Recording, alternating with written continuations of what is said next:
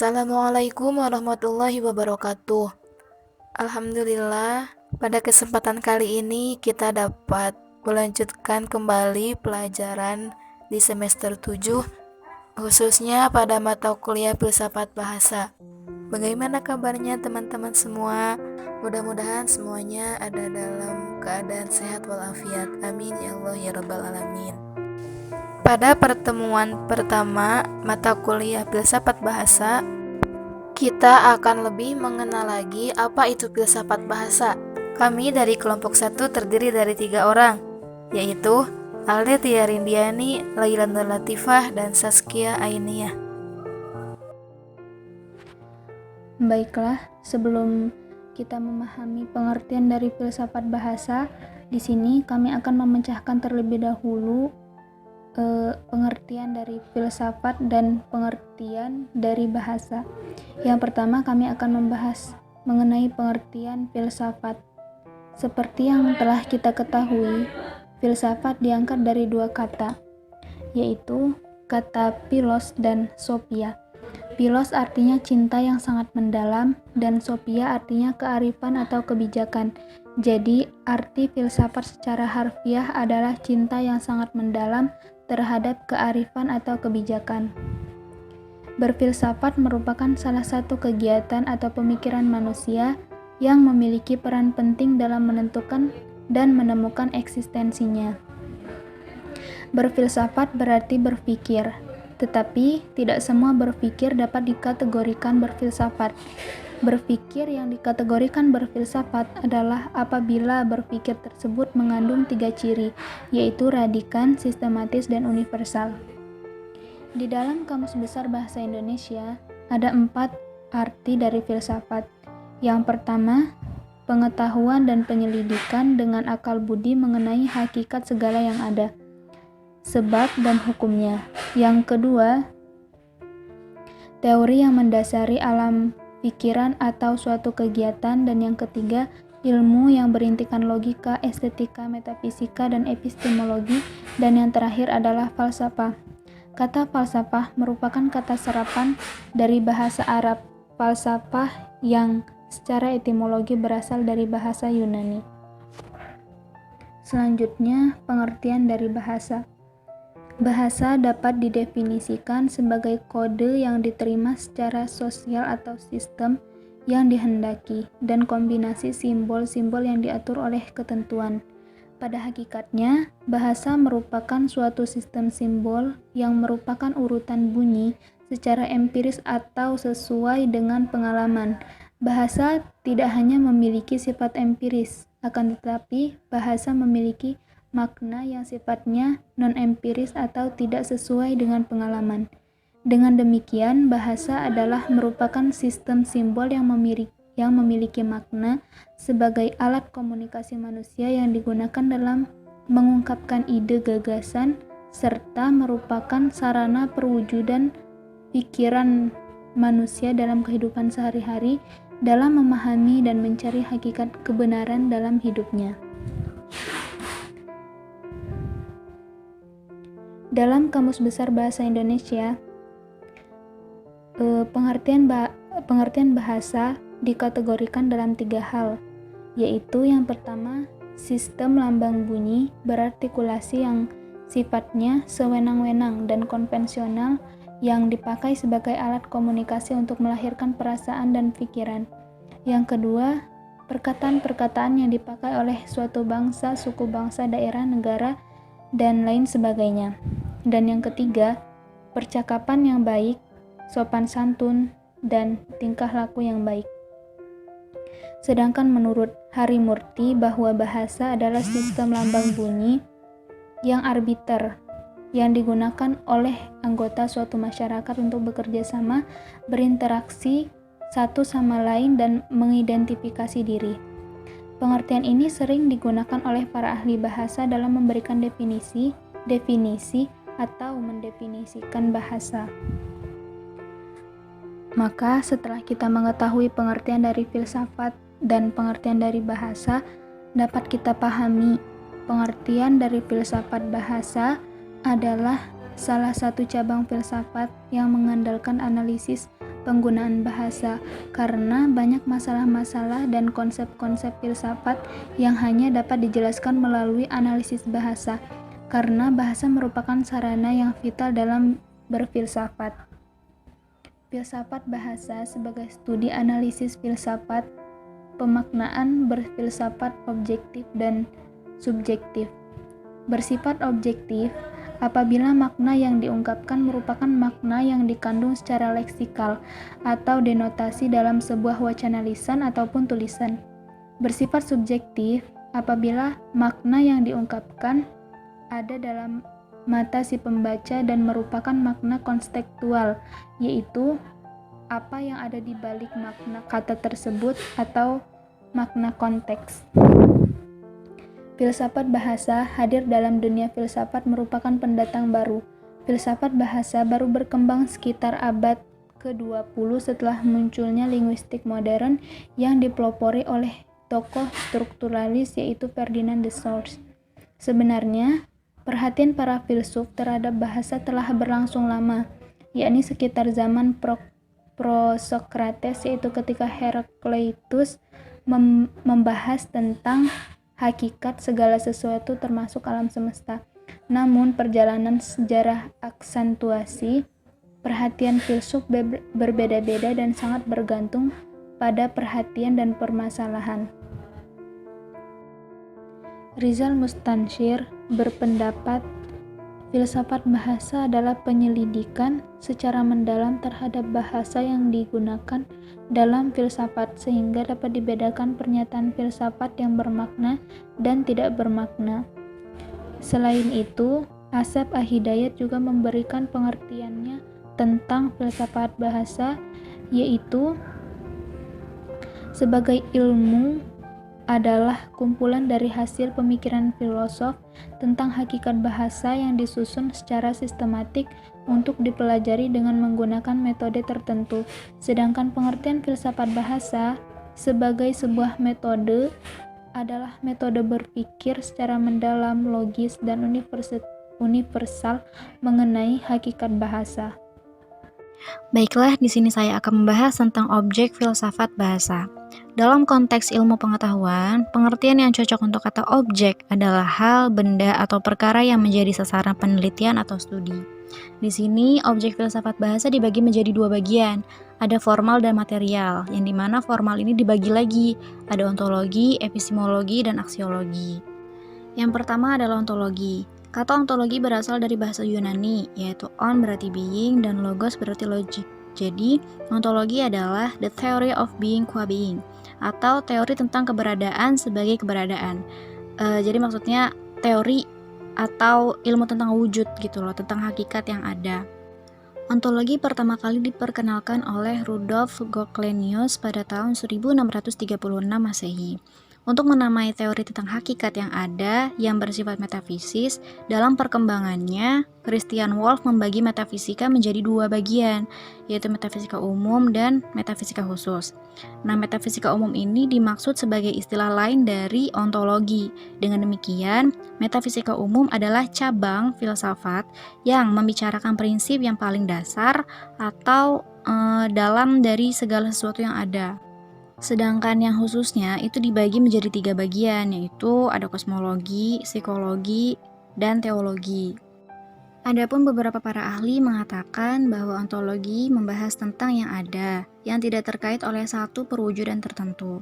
Sedangkan ada lagi yang membahas bahwa ontologi ini membahas apa yang kita ketahui, seberapa jauh kita ingin tahu, atau dengan kata lain, suatu pengkajian mengenai teori tentang yang ada. Jadi dapat disimpulkan bahwa ontologi adalah membahas tentang keberadaan sesuatu yang bersifat konkret secara kritis. Yang kedua yaitu epistemologi. Epistemologi adalah teori pengetahuan. Ia membahas tentang bagaimana cara mendapatkan pengetahuan dari objek yang ingin dipikirkan. Epistemologi juga membahas tentang bagaimana menilai kelebihan dan kelemahan suatu model epistemologik beserta tolak ukurnya bagi pengetahuan, seperti teori koherensi, korespondensi pragmatis, dan teori intersubjektif. Secara etimologi, istilah epistemologi berasal dari kata Yunani, yaitu epistem berarti pengetahuan dan logos berarti teori. Nah, epistemologi ini dapat didefinisikan sebagai cabang filsafat yang mempelajari struktur, sumber, metode, dan validitas pengetahuan. Epistemologi ini adalah inti sentral setiap pandangan dunia. Ia merupakan parameter yang bisa memetakan apa yang mungkin dan apa yang tidak mungkin menurut bidang-bidangnya. Terus apa yang mungkin diketahui dan harus diketahui, apa yang mungkin diketahui tapi lebih baik nggak usah diketahui, dan apa yang sama sekali tidak mungkin diketahui. Itu epistemologi bisa dijadikan sebagai penyaring atau filter terhadap objek pengetahuan. Nggak semua objek itu mesti dijelajahi oleh pengetahuan manusia. Epistemologi ini juga bisa menentukan cara dan arah berpikir manusia. Oleh sebab itu, epistemologi adalah usaha untuk menafsir dan membuktikan keyakinan bahwa kita mengetahui kenyataan yang lain dari diri sendiri. Nah, usaha menafsirkan ini adalah aplikasi berpikir rasional, sedangkan usaha untuk membuktikan adalah aplikasi berpikir empiris. Yang ketiga ada aksiologi. Aksiologi membahas tentang hakikat nilai kegunaan teoretis dan kegunaan praktis bahasa. Aksiologi ini berasal dari bahasa Yunani, yaitu aksios yang berarti nilai dan logos yang berarti teori. Jadi aksiologi adalah teori tentang nilai.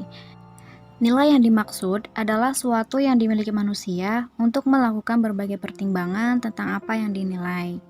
Nah, nilai-nilai kegunaan ilmu ini juga wajib dipatuhi seorang ilmuwan, baik dalam melakukan penelitian maupun dalam penerapan ilmu. Nah, aksiologi ini merupakan cabang ilmu filsafat yang mempertanyakan bagaimana manusia menggunakan ilmunya. Jadi, yang ingin dicapai aksiologi adalah hakikat dan manfaat yang terdapat dalam suatu pengetahuan. Dan yang terakhir itu objek material. Nah, objek material ini membahas seluruh yang ada, baik yang dapat dirasakan maupun yang tidak. Nah, biasanya ini bergantung pada keyakinan, pada Tuhan, gitu, alam semesta, manusia, terus hal yang berhubungan dengan bahasa, hukum, sains, politik, dan sebagainya. Selanjutnya, pembahasan tentang hubungan filsafat dengan bahasa. Bahasa pada hakikatnya merupakan suatu sistem simbol yang tidak hanya merupakan urutan-urutan bunyi secara empiris, melainkan memiliki makna yang sifatnya non-empiris. Dengan demikian, bahasa merupakan sistem simbol yang memiliki makna, merupakan alat komunikasi manusia, penuangan emosi manusia, serta merupakan sarana pengejawantahan pikiran manusia dalam kehidupan sehari-hari, terutama dalam mencari hakikat kebenaran dalam hidupnya. Setiap gagasan yang dihasilkan seseorang tidak akan diketahui oleh khalayak jika tidak dikomunikasikan melalui bahasa. Meskipun diakui bahwa bahasa mungkin dipakai untuk melaksanakan banyak fungsi komunikasi, mereka tetap menciptakan anggapan umum bahwa fungsi bahasa yang paling penting adalah menyampaikan informasi. Bahasa tidak saja sebagai alat komunikasi untuk mengantarkan proses hubungan antar manusia, tetapi juga bahasa dapat mengubah seluruh kehidupan manusia. Artinya, bahasa merupakan salah satu aspek terpenting dalam kehidupan manusia. Filsafat sebagai suatu aktivitas manusia berpangkal pada akal pikiran manusia yang menemukan kearifan dalam hidupnya.